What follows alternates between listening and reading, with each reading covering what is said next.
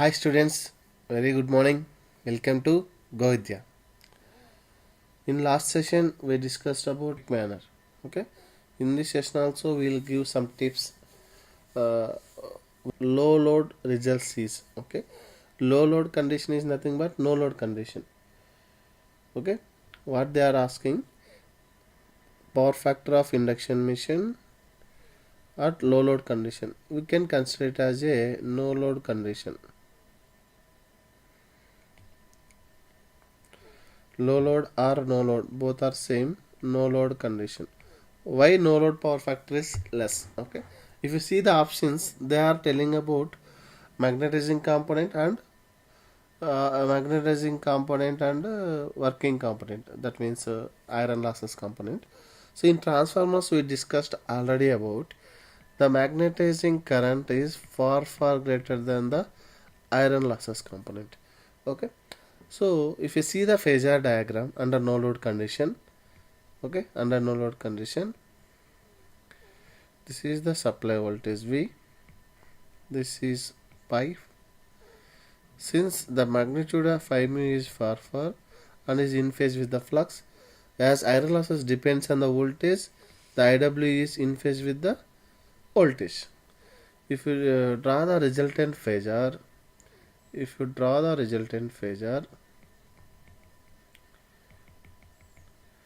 of no load current I0, the angle between V and I0 near about 75 degrees. Okay, near about 75 degrees. So the power factor cos pi naught is very less due to I mu. I mu is magnetizing current. I mu of I0. Okay, so since I mu magnetizing is more, this is taking I0 more lagging by the supply voltage. Thereby the power factor is very less under no load condition. Let's see the options. Okay, by seeing the options, the suitable option for a given question is high magnetizing component of no load current. So the option is C. Is it clear? This same question we discussed in transformers also. We are telling induction machine as a rotating transformer. All properties are same. Okay, let's move on to the next question. The next question is, if the air gap between the rotor and stator of three-phase induction motor is increased, then okay,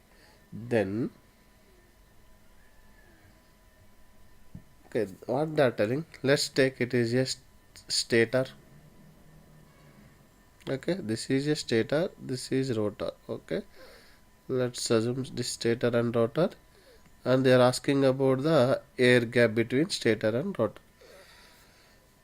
is increased. That means if air gap is increased, what is going to happen? So in general we know that for induction machine we are giving three-phase supply. Okay, we are giving three-phase supply to the induction motor. So then flux will generate in stator. This flux will start induce some EMF in rotor E2. Okay, so if air gap is more, what will happen? Leakage flux increases. If air gap is more, leakage flux will get increased. Leakage flux will increase. Okay, only part of the main flux only will reach to the rotor circuit, and their EMF induced also will get reduced. Okay, and second factor is we need I mu will be very high, magnetizing current will be very high, thereby power factor is going to be decreased. These are the different consequences we need to face when air gap of between stator and rotor circuit increased. Okay, so the leakage flux we are representing in our equivalent circuit as leakage reactance X or X2 you can say, since it is related to the rotor circuit, so we may mention X2. So X2 will get increased. Let's see the given options. uh, Option A given as no load current is decreased. No. If air gap is increased means IMU will get increased, thereby I naught also will get increased. Leakage reactances are increased. Yes. By this we can say this is correct. We will see the other options also. Leakage reactance are decreased. No. Magnetizing current is decreased. No. So the suitable option is B. I think Prabha you marked it as D. But if you see, whenever whenever air gap is more, we need more magnetizing current to generate the flux, more flux in the rotor circuit. Okay, so magnetizing current will get increased. So suitable option is B. Is it clear, Prabha? Okay, let's move on to the next question.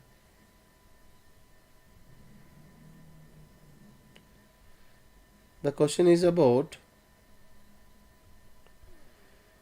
one of the speeds of two speed squirrel cage induction motor is 600 rpm. The other speed will be. Okay, so in the question itself they are telling it is a two speed, that means it can operate in two speeds. Okay, the speed control mechanism which you are going to use is going to control the speed in two speeds. The first speed they given induction motor is at 1600 rpm. They are telling itself it has a lower speed, so the other speed will be, okay, the other speed will be. So if you see the speed control methods of induction machine, the only method the only method which can control induction machine in two speed control, that means two speed range. Speed range is pole changing method. Okay, pole changing method.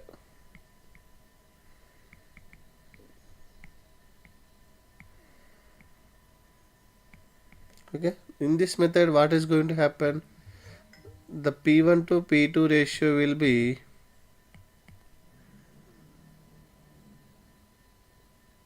2:1. Okay, P1 to P2 ratio will be 2:1. That means pole P2 equal to P1 by 2.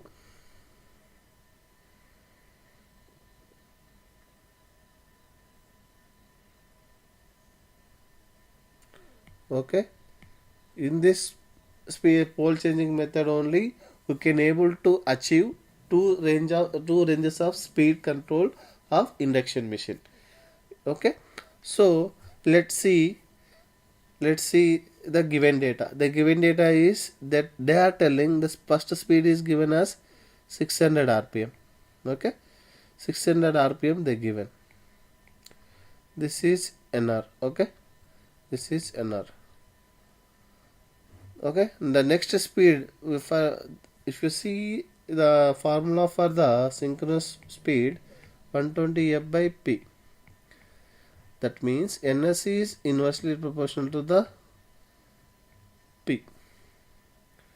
Okay, so ns2 will be how much it will come, ns2 will be ns2 by ns1 equal to p2 by p1. Okay, ns2 equal to p2 by p1 into ns1. Okay, what is p2? P1 by 2 into ns1.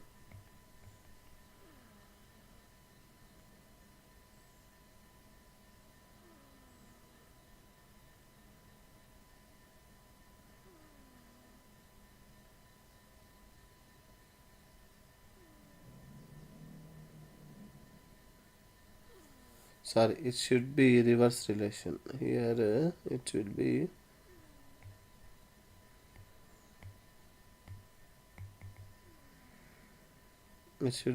P2 by P1. Okay, P2 by P1. P2, what is P2? P1 by 2. We'll clear this here and we'll write it.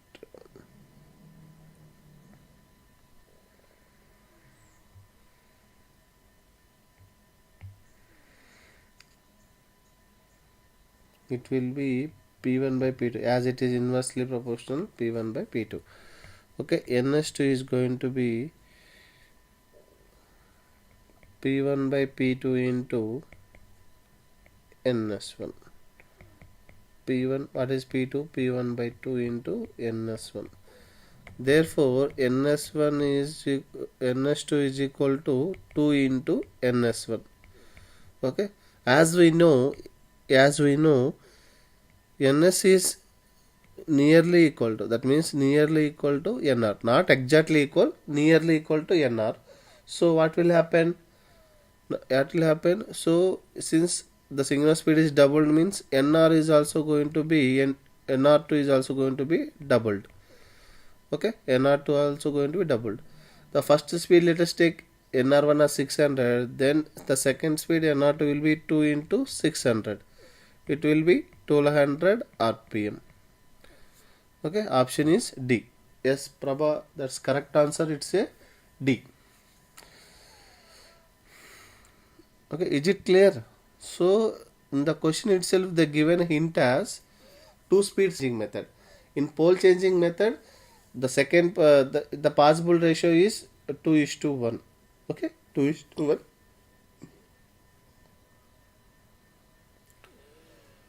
Okay, with that we calculated the synchronous speed doubled. Okay, so our option will be D. Let's move on to the next question. The next question is given as put to rotor is 1000 watts, then the mechanical power developed by the motor is, okay, mechanical power developed by the motor is, let's note down the given data. What is the given? The given slip, okay, slip is given as S equal to 2%, that means S is equal to 0.02. Rotor input power is given as 1000 watts. They are asking mechanical power developed by the motor, that means gross mechanical power developed by the motor we need to calculate. So if you observe the given terms, there are slip, rotor input power, and we need to find out gross mechanical power output of the induction machine. So we need to remember one relation, that means rotor input power is to rotor copper losses is to gross mechanical power developed can be written as 1 is to S is to 1 minus S. This is very important relation. Okay, most of the questions are repeated from this relation. In your theory classes you might have studied how this relation might have come, so it may take some time to explain. So just go through your theory classes and you come to this relation. Sometimes you need to remember some relations to solve the questions in a quick manner. Okay, so what are the two factors the relation we need to take out is rotor input power and gross mechanical power. Rotor input power is to gross mechanical power can be written as 1 by 1 minus S. What we need to find out? Gross mechanical power. Gross mechanical power can be written as 1 minus S into rotor input power. So the slip is given as 0.02, rotor input power is given as 1000 watts. It will be 0.98 into 1000 watts. It will come around 980 watts. Therefore, the gross mechanical power developed by induction machine can be 980 watts. So option is D. Yes. Okay. So here what we need to remember, the relation. Okay, relation between the rotor input power, rotor copper losses, and gross mechanical power developed. Okay, from that the given data we substituted and got the answer. Okay, let's move on to the next question. The question is given about the three-phase induction motor is so designed that the rotor should have conditions under running condition. Okay, under running condition.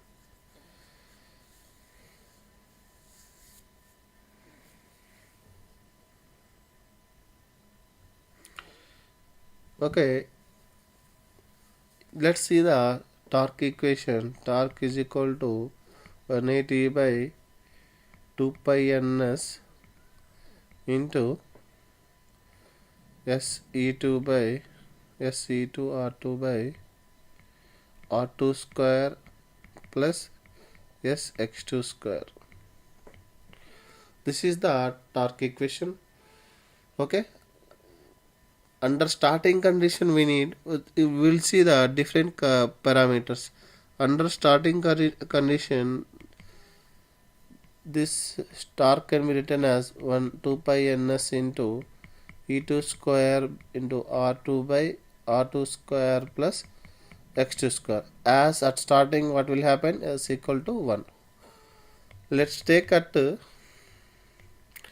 maximum torque condition. Maximum torque condition 180 by 2 pi ns into E2 square by 2x2. Okay, E2 square by 2x2.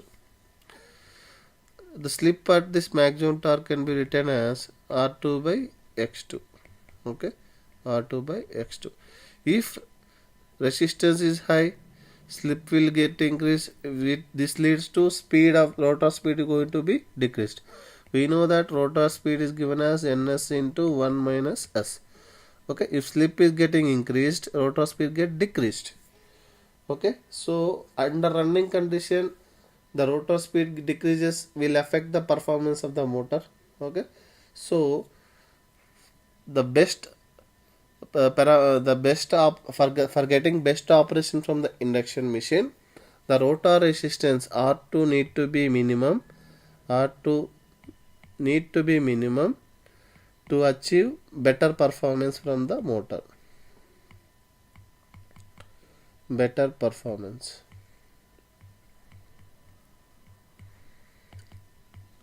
Means from the induction machine. R2 should be minimum. Okay, so option is C, the low resistance. See Prabha, if you see the maximum, if you see the operating region of a induction machine, so the running condition, that means operating region is nothing but running condition. We need to consider the speed need to be maintained for getting better performance. Okay, so if R2 is very high, then what will happen? The slip will get increased, thereby speed is going to be decreased. That is not the desirable performance we are expecting from the induction machine. Okay, is it clear? So under starting condition, resistance need to be high. Why? Because to minimize the starting current and to increase the starting torque. Whereas at running condition we need to get low resistance to get better performance from the induction machine. Is it clear? Okay, let's move on to the next question. The next question is given as a high starting torque can be obtained in three-phase induction motor by.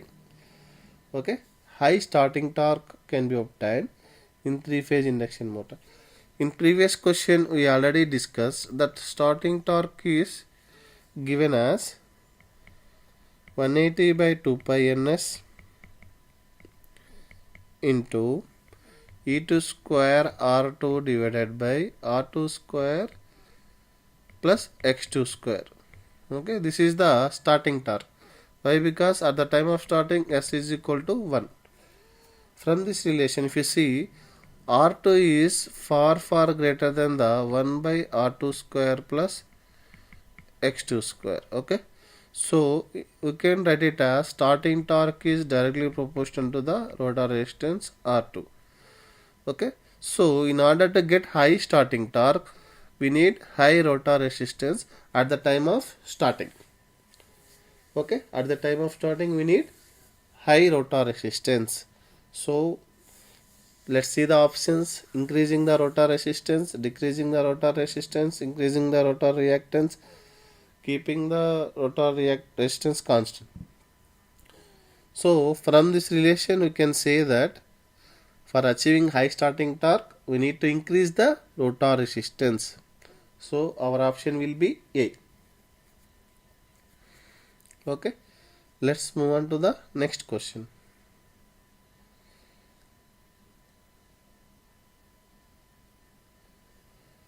The question is about the supply. If the supply voltage of three-phase induction motor is increased 2 times, then torque is. Okay, they are asking about relation between the supply voltage and torque.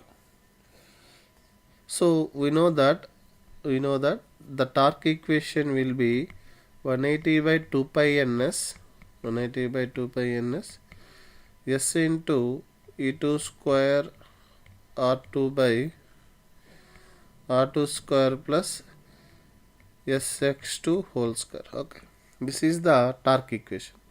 From the, let's take it as equation 1.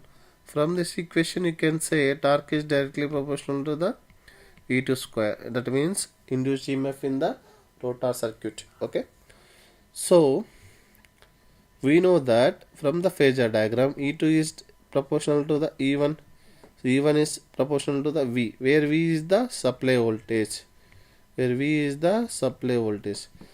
Therefore, we can written as torque is directly proportional to the square of the supply voltage. Okay, square of the supply voltage. Now what they are telling? If the supply voltage of the motor is increased 2 times, that means V2 is going to be increased as 2 times of V1. Then what is T2 they are asking? Let's take T2 by T1 equal to V2 by V1 whole square. Okay. Therefore T2 equal to V2 by V1 can be written as 2V1 by V1 whole square into T1. So therefore T2 equal to 4 into T1. Okay, the torque is going to be increased 4 times of the previous torque. Okay, 4 times of the previous torque if we increase the supply voltage by 2 times. Okay, is it clear? So our suitable option is B.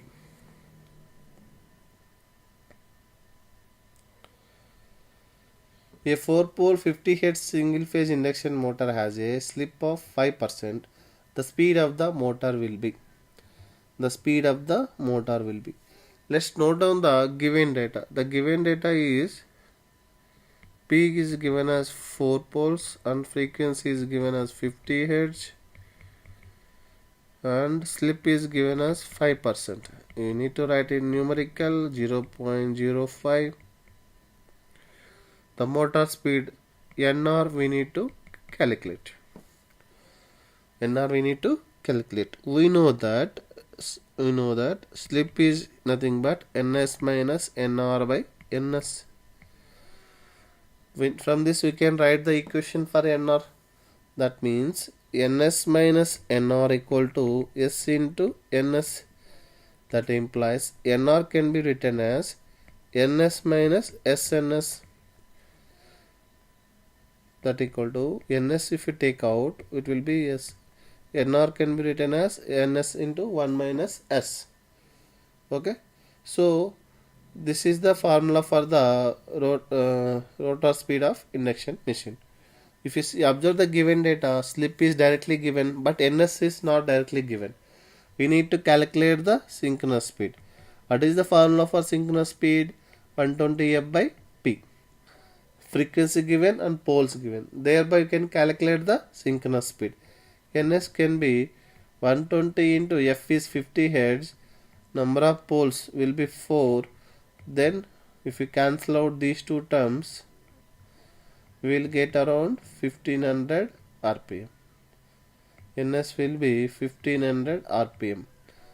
So don't get confused here. The 1500 option also there in the options. Okay, 1500 option is also there in given options. Don't confuse here that whatever speed we calculated, that is synchronous speed. What the speed they are asking? Rotor speed, that is motor speed they are asking. That is NR we need to calculate. NR can be calculated as 1500 into 1 minus 0.05. That means 1500 into 0.95. It will come around 1425. Therefore, NR is equal to 1425 RPM. So, the option will be A. Option is A. Okay, don't get confused here. Many of the students may do mistake. They will calculate directly synchronous speed and they will select option B. There is a chances. Okay, in most of the questions the options will be nearby. If you clear about the concept, we can come out with the best suitable option. Let's move on to the next question. The question is given about the direction of rotation of shaded pole motor depends upon, okay, direction of rotation. In theory concept you might have studied that the shaded portion, if wherever the copper bonds are placed, that direction rotor will get rotate. Okay, that direction rotor will get rotate. Okay, so the option is which half of the pole is shaded. Shaded means copper bonds we are going to place on the one part of the motor. Okay, this is option will be B. We might have studied in our theory classes. Let's move on to the next question. The question is given about when the supply voltage to an induction motor is reduced by 10%, the maximum torque will decrease by approximately. Let's solve the question quickly. Already we given the. Let's solve the question. We know that in previous question itself we derived the relation torque is directly proportional to the supply voltage. So what they are telling, V2 is reduced to 10%. That means V2 is reduced to 10% means V2 is equal to 0.1 V1. You can write it as reduced to 10%, reduced by 10%. V2 can be written as 0.9 V1. T2 by T1 equal to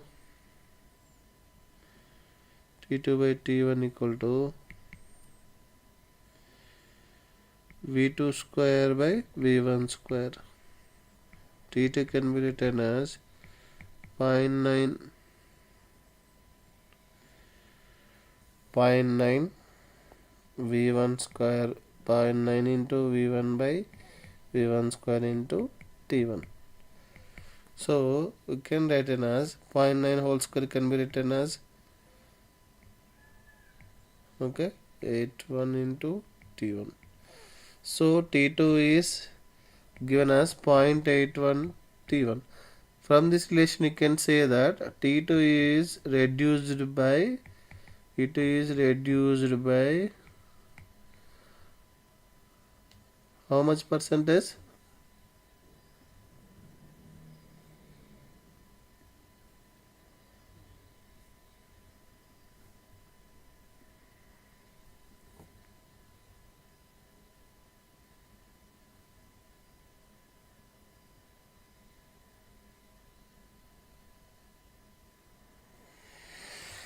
T2 is reduced by 20%. Okay, approximately 20%. So our option is C. Let's move on to the next question.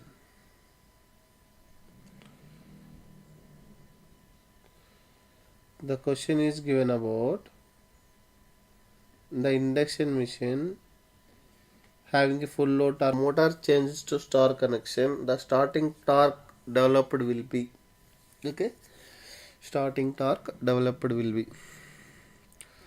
so this is related to star delta starter concept. We already derived the equation starting torque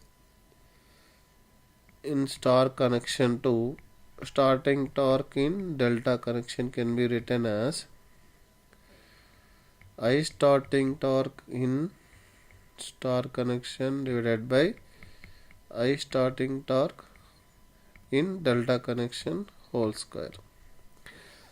We know that in star connection what will happen,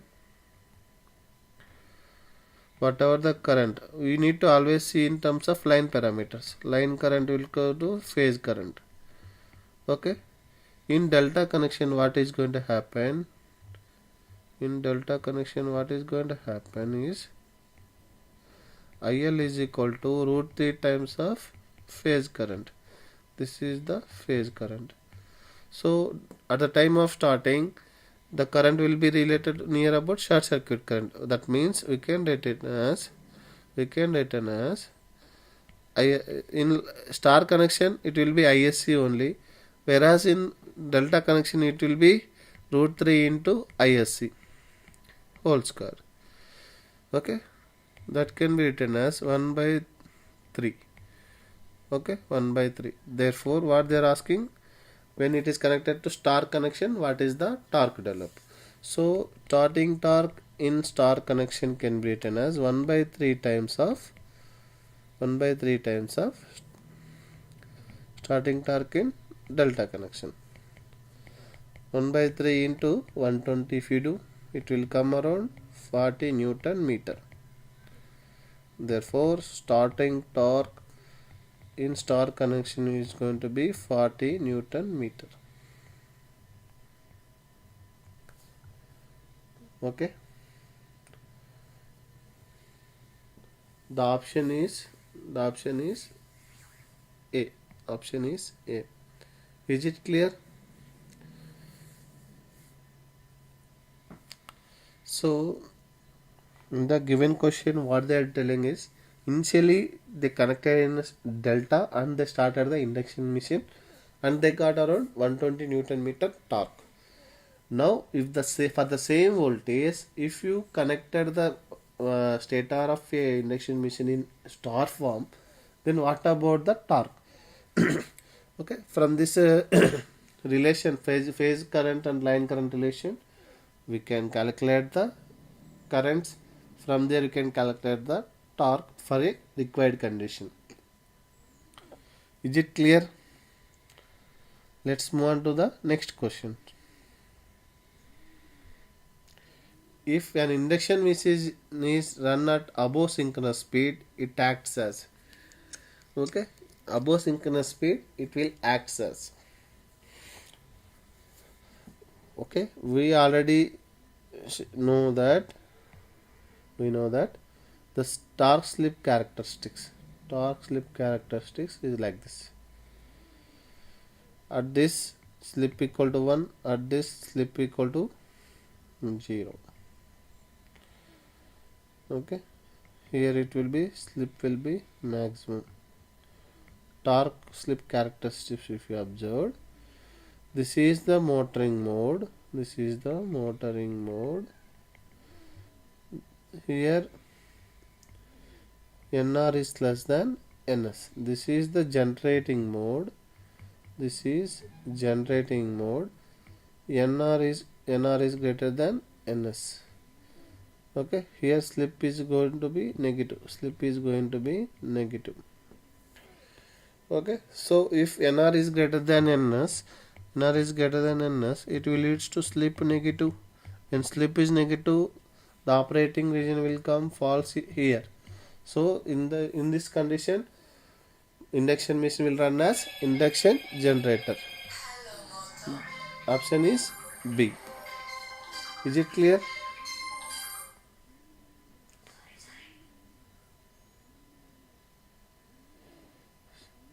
Okay, the suitable option is B.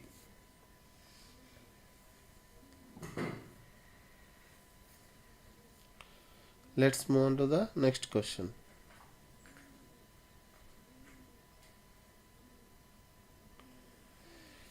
The question is given about, in 3-phase slip ring induction motor, high starting torque is achieved by. Okay, high starting torque is achieved by. So first we'll write down the starting torque equation. From there we can come to the conclusions. We know that starting torque equation is 180 by 2 pi ns into E2 square into R2 by R2 square plus X2 square. Okay, R2 square plus X2 square. In order to increase the starting torque, you may increase the E2 or you may increase the R2. For suppose, if you increase the E2, what are the consequences you need to face? Okay, in order to increase the E2, we need to increase the supply voltage. Okay, under starting condition, already the motor is drawing very high currents.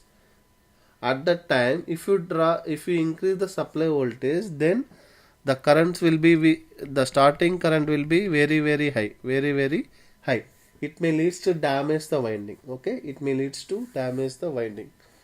So this method may not be suggested to improve the starting torque. What is the other parameter? We already discussed R2 is far greater than 1 by R2 square plus X2 square.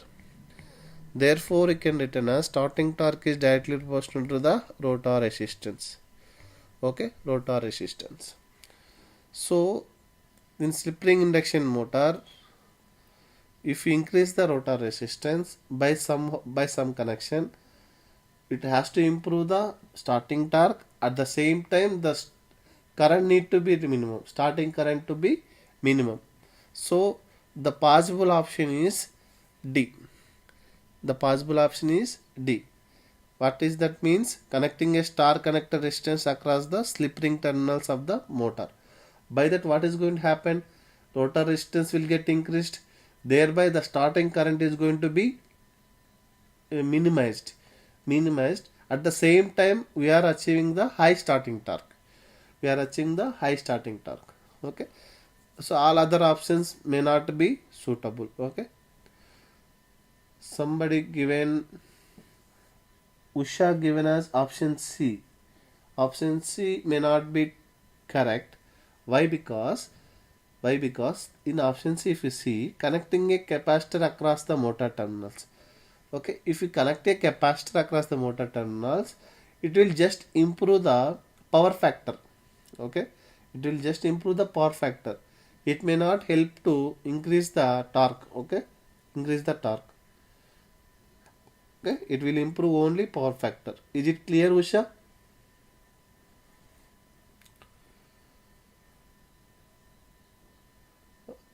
Okay, let's move on to the next question. The next question is given about two windings provided on stator of a single phase induction motor. One winding and one main winding and other is auxiliary winding are connected in. Okay, are connected in. Let's see the question. It is about single phase induction machine. We know that in single phase induction machine, the torque developed can be written as current in main field winding, current in auxiliary and sine alpha. Okay, they are telling two connections, parallel and series connection.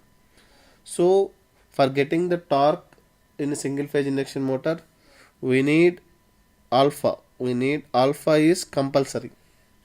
We need to get alpha. Otherwise, torque may be zero. Torque developed may be zero. Okay, so torque developed may be zero. So we need to design our connection such that it need to provide some angle between IM and IA. Let's take the diagram. If you connect both windings in series, this is main winding, this is auxiliary winding. So same current will flow in main winding and auxiliary winding.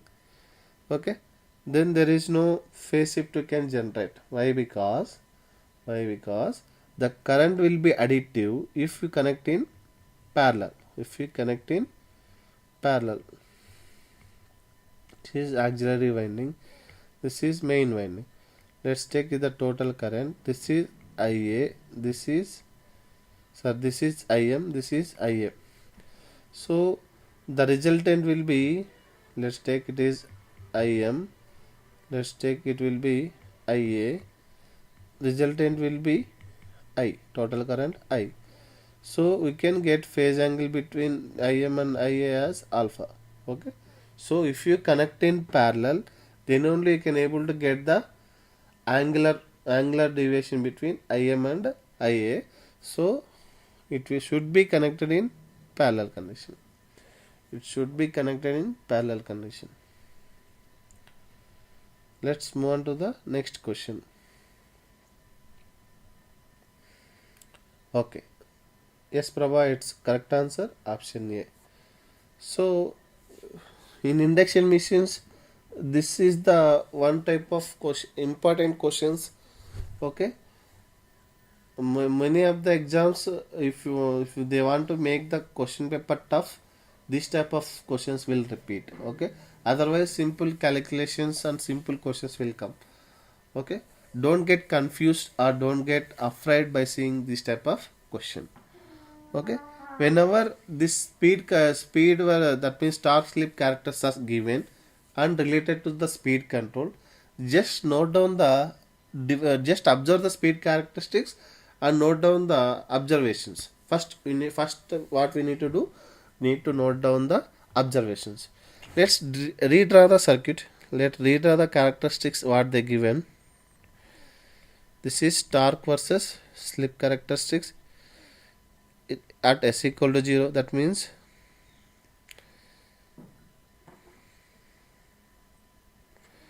I think here question maybe mistake is there. It will be s equal to 1 and s equal to 0. Why? Because our starting slip will be 1. It will be s equal to 0. Okay, this is the TS-T1.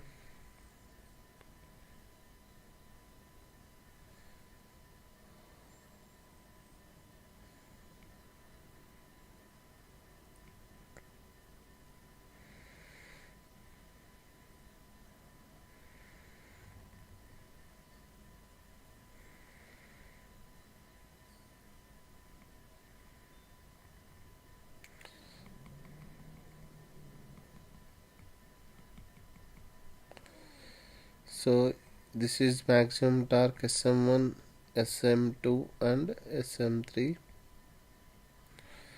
Starting torque 1, starting torque 2, starting torque 3. This is T maximum 3, T maximum 2, T maximum 1. Okay, if you observe the given speed control characteristics, what is going to happen? All three terms are varying. That means starting torque is not constant, it is variable, and slip also variable, maximum torque getting instant also going to be variable. Okay, let's note down the torque equation first. Torque is equal to 180 by 2 pi ns s into e2 square by s into e2 square r2 by r2 square plus sx2 square. Okay, if you analyze the starting torque, first we will analyze the starting torque. Starting torque equation can be given as 180 by 2 pi ns into e2 square r2 by r2 square plus x2 square. Okay, r2 square plus x2 square. So if you observe the options, most of the methods are there telling V by F control. Okay, V by F control, but what parameter we need to be varied. Okay, what parameter we need to be varied, as ns is directly proportional to inversely proportional to frequency and x also inversely proportional to frequency. So starting torque will be inversely proportional to the F cube. Okay, F cube. Let's come to the maximum torque. Maximum torque can be written as 2 pi ns into e2 square by 2x2. e2 square by 2x2. Here maximum torque is directly proportional to F square. Inversely proportional to F square. Sm is given as R2 by x2. Thereby, how I got here is means x2 is nothing but 2 pi f into 2 pi f into L. Okay. Therefore, x2 is directly proportional to f, and I derived this from here. Okay. So maximum slip is also be inversely proportional to frequency. Okay, inversely proportional to frequency. If you observe the three terms, voltage, if you make voltage constant and change the frequency, then only all these three terms are varying. That means maximum torque, starting torque, as well as slip at maximum frequency, slip at maximum torque condition. All these three parameters are varying if you vary only frequency. That means if you make voltage constant and frequency variable, then we are going to achieve this speed torque characteristics. Is it clear? So option is B, not B. Option is C, variable frequency and constant voltage. Okay. So first observe the speed torque characteristics and note down the observations. If you see all three parameters, that means starting torque, maximum torque, slip at maximum torque, all three are variable for the different speeds. Okay, different speeds. So this can be achieved only if you are able to maintain constant voltage and variable frequency. Is it clear? Let's move on to the next question.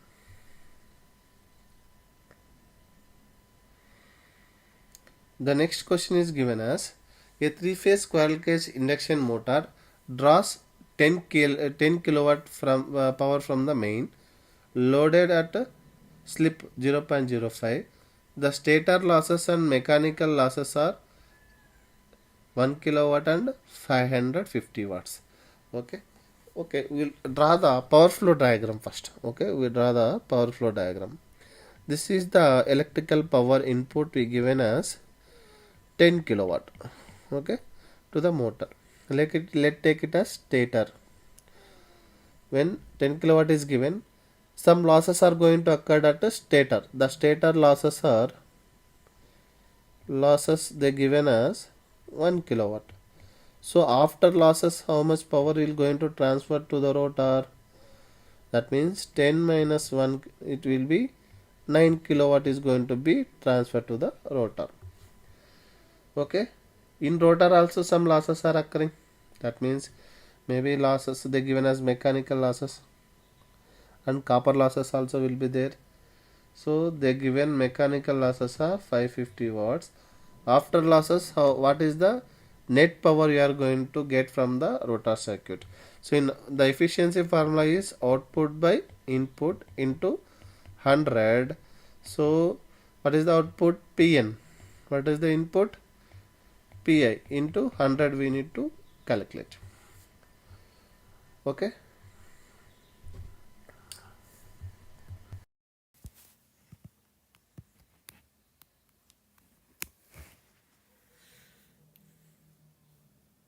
See,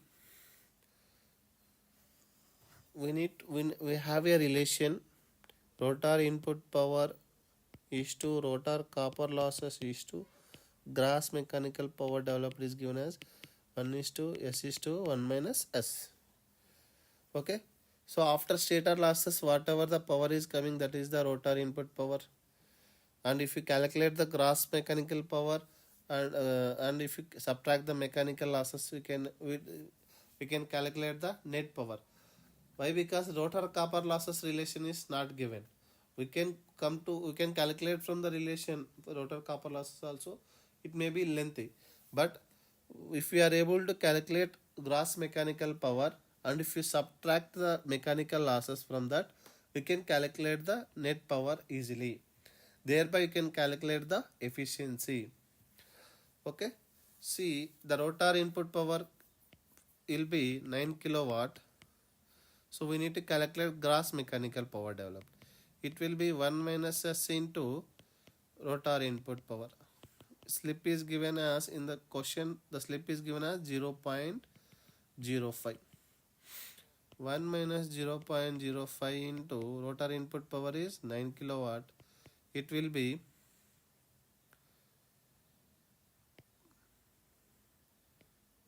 0.85 into, sorry, 0.95 into 9 kilowatt. After multiplication, we will get 8.55 kilowatt. Okay, 8.55 kilowatt. So the net power will be gross mechanical power developed minus mechanical losses. So what is the gross mechanical power? 8.5 kilowatt. I am converting this watts into kilowatt. It will be 0.55 kilowatt. It will be 8 kilowatt. The net power developed will be 8 kilowatt.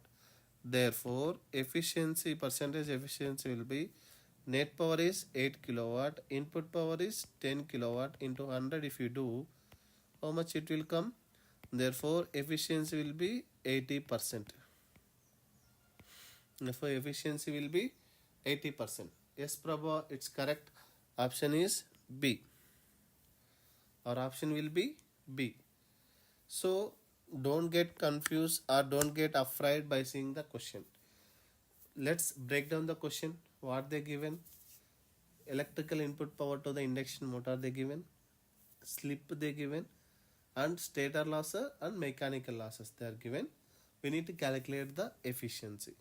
So if you break down the question in part by part and analyze the things what are the given, then you can able to solve the question easily. Okay, by this we are going to close the session.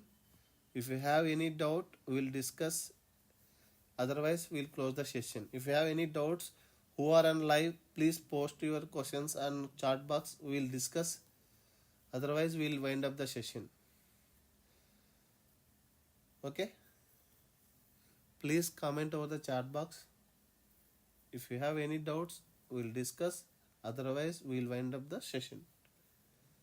Hope all are my explanation is understood for all.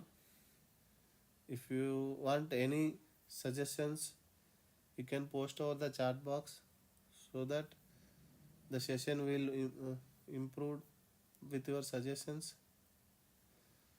Okay, Prabha, thank you. Thank you. Okay, by this we are going to wind up the session. So this session will be continued tomorrow also with the same induction machines. Please share the link to with your friends also, so that they will also get benefited from these sessions. And please like if you and if you like my explanation, please like and subscribe the channel Go Vidya. It will be little encouragement to us to do more sessions. Okay, so as I already told, induction machine will be very easy if you are strong at basics and you have to remember some basic relations. Okay, thereby you can solve any question given in the competitive examination. Okay, thank you. Thank you, Kadarwali. Kadarwali is telling what time. So same time, morning 6 o'clock we will start. Okay, morning 6 o'clock we will start, and we will complete the other questions related to induction machine. Okay.